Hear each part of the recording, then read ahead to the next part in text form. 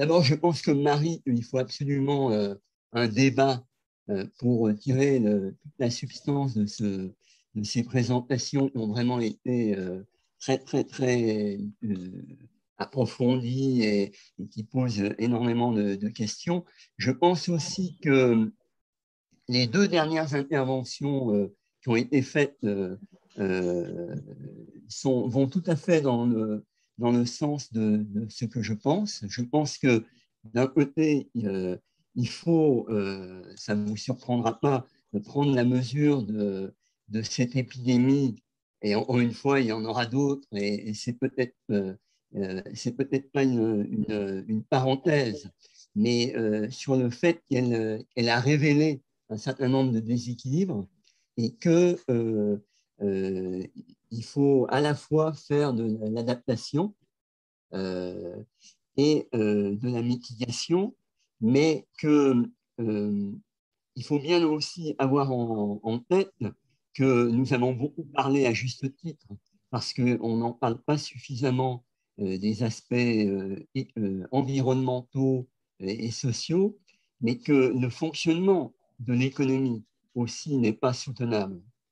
Et que de ce point de vue-là, je pense que d'un côté, on ne peut pas estimer que tout ça va continuer comme avant et que du point de vue développement économique et, pardon, du point de vue développement environnemental et social, on va continuer à essayer de faire uniquement de l'adaptation parce que ce ne sera pas possible. Pas surtout, il faut le faire, mais ça ne sera pas possible surtout. Et deuxièmement, parce que on voit très bien que et c'est la force des périodes de crise de santé publique, c'est il n'est pas concevable qu'une économie puisse continuer à fonctionner, et notamment le commerce international, que tout ça puisse continuer à fonctionner dans une période où la santé publique est en crise du fait de maladies transmissibles. Donc, je pense que c'est un des éléments très, très importants à prendre en compte. L'autre élément, c'est la, la parenté méditerranéenne et le fait qu'il y a évidemment des contextes méditerranéens qui valent vraiment la peine, à la fois pour des raisons de solidarité que vous avez évoquées, Marie, et notamment sur la situation à Bourg-Jamoun, pour des raisons de solidarité humaine, mais aussi pour des raisons de parenté entre les problématiques.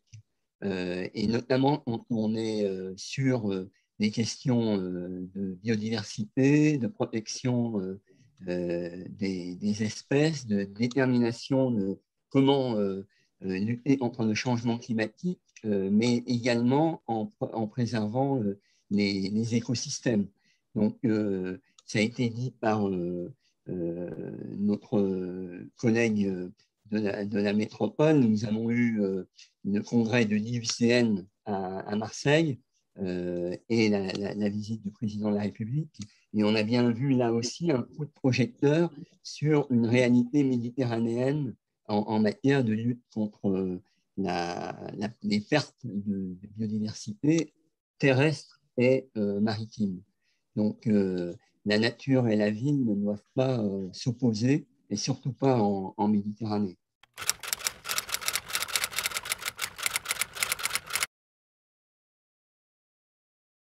Je m'exprimerai très, très rapidement, juste pour dire que la présentation qui a été effectuée par Georges sur Borj Hamoud dans la métropole de Beyrouth est éloquente.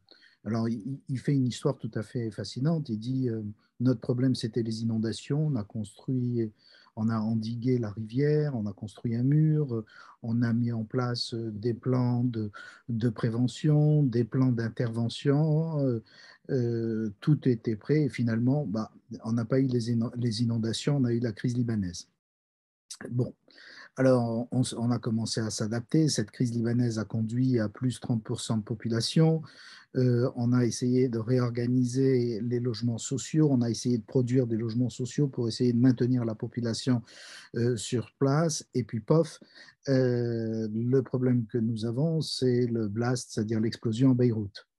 Nous avons commencé à reconstruire avec les interventions des différents organisations multilatérales, multiples et variées. Et puis, pof, nous avons une crise économique et une crise de gasoil. Bon, finalement, ce qu'a souligné à juste titre Georges, c'est que nous sommes confrontés à des vulnérabilités qui sont prévisibles et non prévisibles. Et ça, c'est très important dans un monde qui change, sous l'effet du changement climatique, sous l'effet d'une nouvelle géographie mondiale qui tend à placer la Méditerranée à la marge des échanges mondiaux plutôt qu'au centre de ces échanges, et sous l'effet d'un certain nombre de crises politiques et sociales. Ça a été aussi dit par Hector sur Barcelone, qu'il ne faut pas négliger dans l'appréhension de ces questions. Alors, finalement, tout ça implique de construire à la fois des réponses nouvelles dans des configurations territoriales nouvelles. C'est ce qu'a expliqué Vincent Fouchier sur Marseille, où finalement on se positionne dans un nouvel imaginaire de la ville à construire, avec un rapport renouvelé à la nature, de nouvelles manières de faire, et ça a été dit par les uns et par les autres, dans le cadre de démarches qui tirent leur substance de la comparaison, mais aussi de démarches plutôt praxéologiques, c'est-à-dire qui tirent les enseignements de l'expérience et des expériences in situ pour corriger et pour se revoir.